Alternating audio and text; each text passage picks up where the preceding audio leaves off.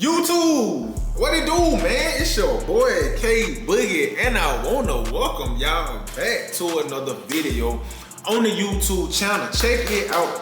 I'm excited for this episode, y'all. I told y'all at the end of the season last year, I wanted to get out of just only doing reactions, and I love just talking football with y'all all different ways, more than just, breaking down the highlights and all that. I want to start covering college football this year and really just giving y'all my take on a lot of topics we hear and see throughout college football as the season starts here shortly. And on this episode right here, for y'all that don't know, I'm a big time Auburn fan.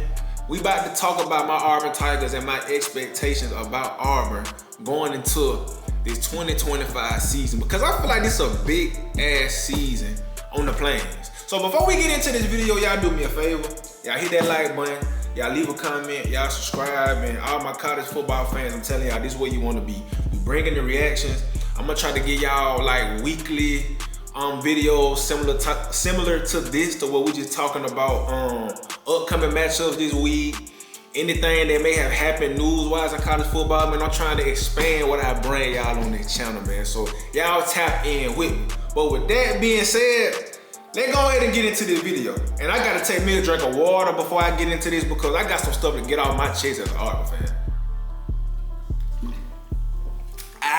Let's talk about it. Now, I want to look at this Auburn team offensively, because I feel like as an offense, that is what held us back last year. Defense, I'm not really too much worried about it. We're gonna talk about the defense, but that's my least concern. This offense, it has to be light years better. Now, speaking of the offense, where it starts, in my opinion, the quarterback position. We got to have quality production at the quarterback position if we want to win and be competitive this year, unlike we were last year. And it's two guys that Hugh did a good job of bringing in that I think is going to help us out. Deuce Knight, the freshman, I think he's more so our future. But if Jackson Arnold don't be on his you-know-what, I believe Deuce Knight has the ability to where he can come in and give us some good production. I like what I saw from Deuce Knight. I like what I saw from him. And we've been seeing a lot of these freshmen lately come into college football and have success. So don't act like it can't happen. But we all know the guy we expect to handle that job is Jackson Arnold. I expect Jackson Arnold to come in and be the quarterback that people expected him to be coming out of high school. And if you go back and look at his time at Oklahoma, I don't really put it all on him. I'm just not. Because if you go look at his supporting cast, he had one of the worst supporting casts in all of college football last year. We got to talk about that. He had the 103rd ranked offensive line in the country. How many quarterbacks do you think can succeed with a bad offensive line like that? First thing, you go look at the production he had from his wide receivers, his skill guys. Oklahoma wide receiving group. From doing my research on Pro Football Focus, I believe, they had a 50.3 grade at the end of the season. Guess what that ranked them, y'all? They were the worst team. The worst? They had the worst grade out of all the Power 4 conference teams from top to bottom. So that's telling me right there, Jackson Arnold didn't have nothing around him last year, and you wonder why he got benched by that true freshman. He ain't really had nothing to work with. And then you have to mention this as well. He was sacked 6th amongst all quarterbacks in college football last year. And remember, like I just said, he got benched at one point. He got benched and still finished the 6th most sacked quarterback in the country. Imagine if he would have started, man. Jackson Arnold would have been the most sacked quarterback in all of college football. So I expect Jackson to come into this Auburn situation where he's gonna have a lot of help, way more than what he had at Oklahoma. You look at the offensive line. We got one of the best offensive lines in all of the SEC, really in the country if you really look at it. I expect our offensive line to move some furniture. Them boys gonna be working. I like our O-line. You look at the skill position, guys, light years better. Let's talk about Cam Coleman. I want people to understand, if Cam Coleman was getting the type of targets that we saw Ryan Williams and Jeremiah Smith getting last year, if he had that kind of quarterback play, I want y'all to know he just as good. He won a 5-star wide receiver coming out of high school for nothing. And if you go look at Auburn last year, you saw it in spurts. Go plug in the tape. 8, it's going to be like that. That 2027 NFL draft class with receivers is going to be loaded, by the way. And he going to be one of them. You look at Eric Singleton Jr., man, I'm so excited to see what he do in this offense. Man, over 1,400 yards of production his last 2 years at Georgia Tech. He was a freshman All-American in 2023. Guy got burners. He can run. I've been looking at the one-on-one footage from Auburn through fall camp. Man, one looks good. That boy look good. Do you hear me? So I expect him to come in this offense, take the top off the defense, just be a damn good weapon in this Hugh Freeze offense. So I'm telling y'all right now, I got all of the trust in Jackson Arnold. He got the pieces around him. You know we're gonna be able to run the ball. That's a no-given. Hugh Freeze wants to run the ball. We're gonna establish that. And he wanna hit them shots down the field. We're gonna get the defense to try to bite, cause you're gonna get so worried about us running. And then we got shots. We got the wide receivers that can take shots. We got them. And then I gotta say one more thing before we go on to the next topic. Jackson Arnold can run too. Go back and plug in the tape he had against Alabama. That upset Oklahoma had last year. I believe Oklahoma. I can't remember how many yards they ran for, but they ran it on Alabama ass. Do you hear me? And he was the big time reason why. He ain't Lamar Jackson fan, but he's the quarterback Hugh Freeze need in his offense to succeed. Go look at the quarterbacks he had in the past, man. The Bo Wallaces at Ole Miss. The Chad Kellys. Now, Malik Willis at Liberty was a dog. But you see, all them quarterbacks possess that ability to run. It just keeps the defense off balance. And Jackson Arnold can do that. If he just make beautiful decisions with the ball, take what the defense get him, don't try to put on his Superman cape. Don't try to be Cam Newton at Auburn. Just be Jackson Arnold. Go out there, be a game manager. People gotta understand there's nothing wrong with being a game manager. There's nothing wrong with that.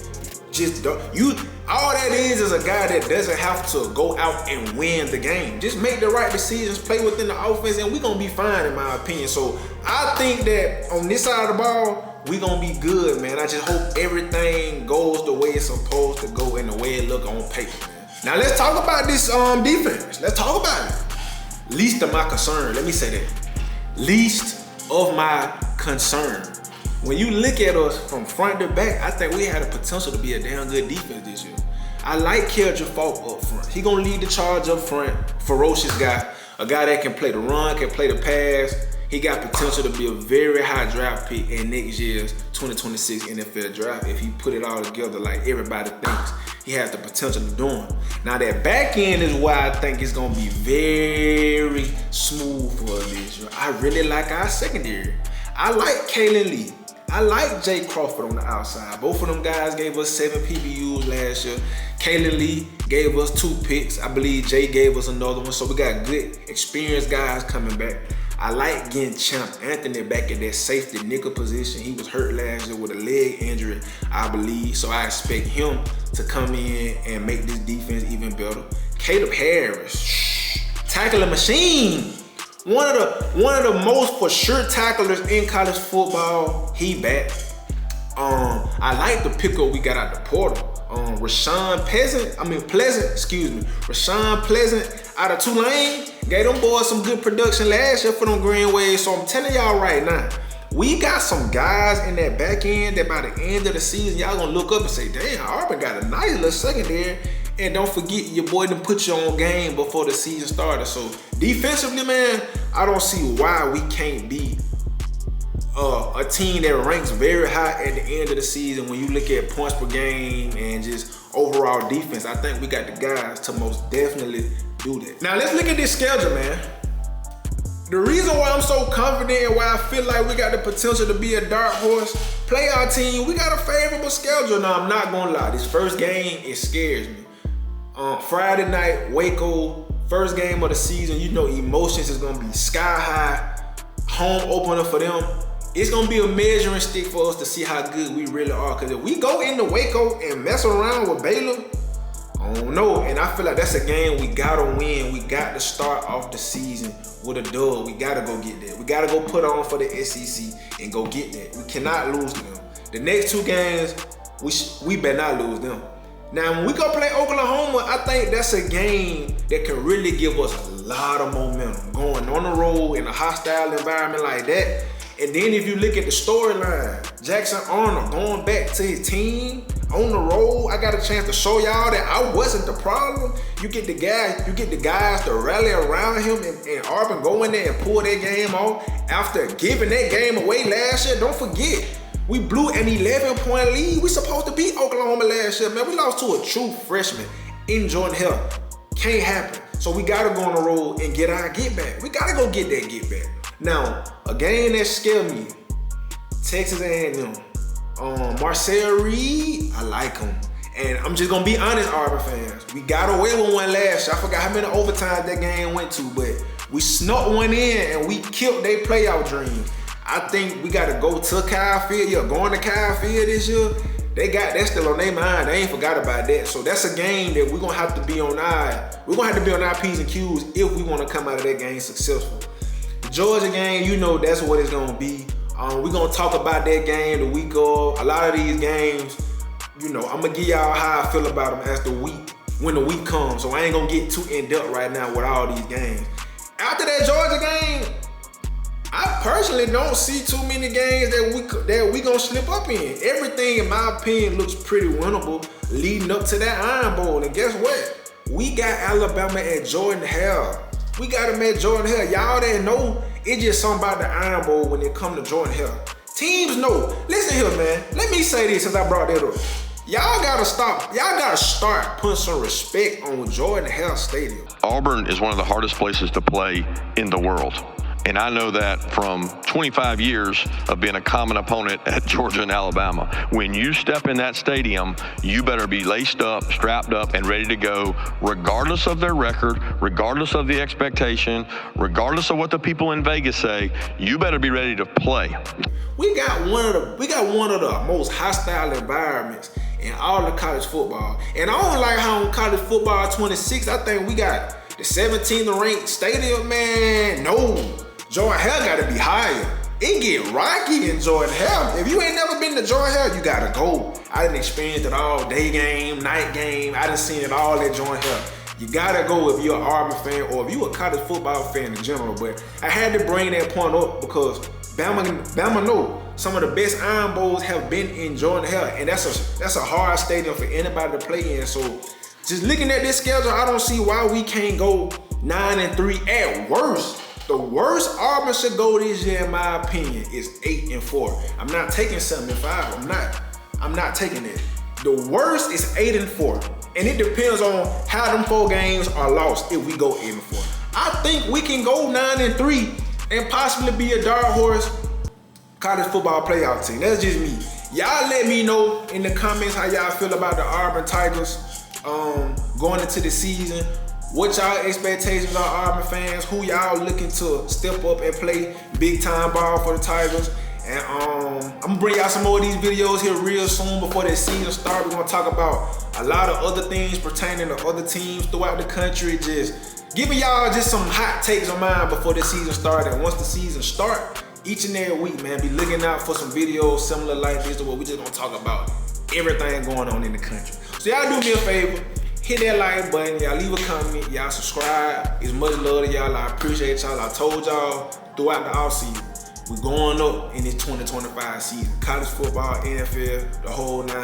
Much love to all y'all, y'all be blessed. And we're gonna see y'all on the next episode. Until then, we out of here, baby. Yeah.